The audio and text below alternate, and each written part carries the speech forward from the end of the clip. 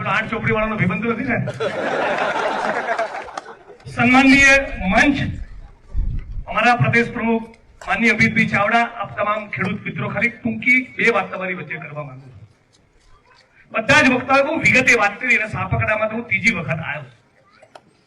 આખી કથાનો સાર એ છે કે જે જયેશભાઈએ કીધું કે કોંગ્રેસ પાર્ટીનો એક સિપાહી અમારા પ્રદેશ પ્રમુખની હાજરીમાં, ઉપસ્થિતિમાં તમને વચન આપીએ છીએ કે બાપના બોલે તમારા માટે લડી લઈશું.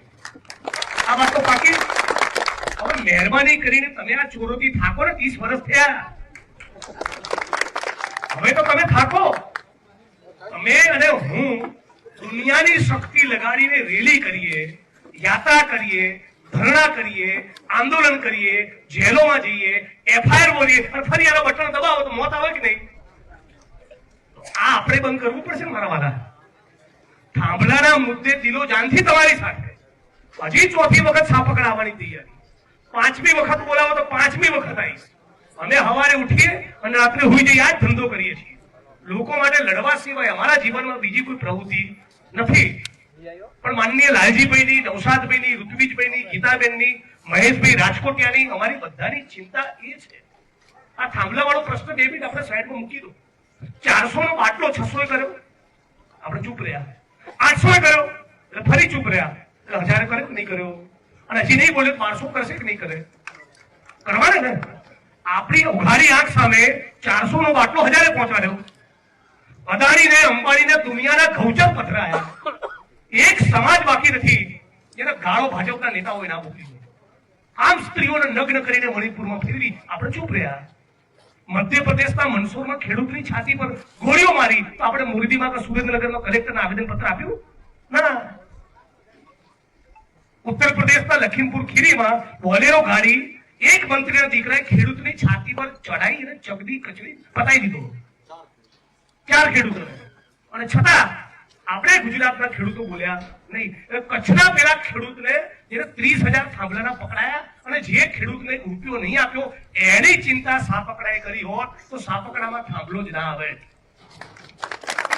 એની ચિંતા કોટ ગામે કરી હોત તો બહેનોને ઢસડીને મારી હોત નહીં. એટલે મહેરબાની કરીને મારી વાણીને વિરામ આપતા પહેલા આપ તમામ ખેડૂત મિત્રો, વડીલો, યુવાનોને હાથ જોડીને વિનંતી કરું છું કે આખા પંથકમાં જ્યાં પણ આ મુદ્દે તકલીફ થાય, પ્લીઝ મહેરબાની કરીને દોડીને જજો. 5, 10, 15, 20 યુવાનોની, વડીલોની ટીમ બનાવો. આખા બેલ્ટમાં વિસ્તારમાં ક્યાંય પણ આવો પ્રશ્ન આવે તો અમે જેમ અમારા માટે લડીએ છીએ એમ સાપકડા માટે લડીએ છીએ એવું બીજાની પડખે પણ ઉભા રહીશું. આ બી દિલ્હીથી આવ્યા છે, અમારા કોંગ્રેસના આગેવાન છે. એમણે શું લેવાનું? એમને વોટે નથી લેવાના. હું મારો મત વિસ્તાર જુદો છે, ઋત્વિજભાઈનો મત વિસ્તાર જુદો છે, માનનીય અમિતભાઈનો મત વિસ્તાર જુદો છે, મહેશભાઈનો બી પરિવારનો કામ ધંધો છે. અમે બધા એટલા માટે આવ્યા છીએ કે કોંગ્રેસ તરીકે, વિપક્ષ તરીકે અમારી જવાબદારી છે.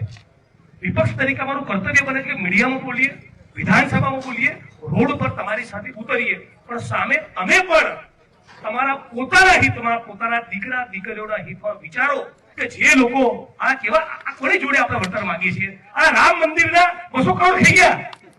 તમે કલ્પના તો કરો, સાચું ખોટું?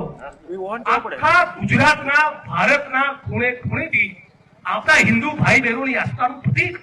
લોકોએ પોતાના પગારમાંથી, પેન્શનમાંથી જમીનો વેચી કરોડ રૂપિયાના લોકોએ દાન કર્યા. સિંધી સમાજના ભાઈ બહેનો ભેગા થઈને 200 કરોડની ચાંદી આપી. બધું ચાલો. આ બધું આપણે સમજવું પડશે. હવે ચૂંટણી આવે છે, છેલ્લી વાત કહું ત્યારે લોચો ક્યાં પડે છે? આપણે અકળાયેલા તો છીએ. મોંઘવારી ભયંકર છે, બેરોજગારી ભયંકર. શું કરે? હાલ આપણે જે બેઠા છીએ ને 300 લોકોમાંથી જુઓ, આમાંથી કોળી સમાજના 32 ઘર એટલે કે 109 વોટ છે. કોણ એનો આગેવાન છે? કેટલો શિક્ષક છે? ભાઈ અહીંથી તને વાથી મૂકી દઈશ, વોટ પડાઈશ કે નહીં?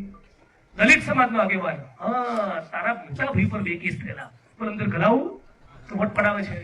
પછી જોયું પેલા 6 ઘર એવા છે પીવાની ટેવ વાળા છે, હોટલ આપી દો. એટલે ચોકડીઓનું કામ કરવા મનરેગાના મજૂરો જાય છે 150 જણા. શું કરશો? 500 પકડાઈ દો.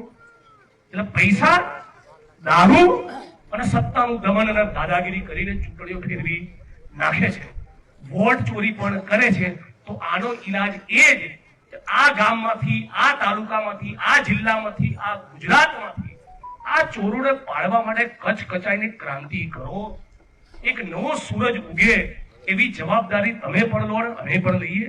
કોંગ્રેસ પાર્ટી પક્ષ તરીકે અમારી જવાબદારી સમજી તમારી વચ્ચે દિલો જાનથી છીએ. તમે પણ અમને મજબૂત કરો, સાથ સહકારનો ટેકો આપો તો થાંભલાઈ નહીં દેખાય અને ખેડૂતો